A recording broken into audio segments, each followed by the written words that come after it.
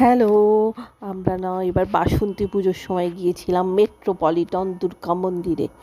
এটা নাকি কলকাতার সবথেকে বড় দুর্গা মন্দির, আর এটা বাইপাসের ধারে অবস্থিত। আমাদের যাওয়ার কথা ছিল না, আমাদের ঘুরতে নিয়ে বেরিয়েছে বোন, আর বোনের পর কলকাতায় গিয়ে তারপরে দেখি দুর্গা মন্দিরের সামনে গিয়ে দাঁড় করিয়েছে। তো আমি খুব খুশি হয়েছি, কেন সেদিন তখন বাসন্তী পুজো চলছিল, চতুর্থীর দিন ছিল। সারপ্রাইজটা ভালো লেগেছিল, খুবই ভালো লেগেছিল।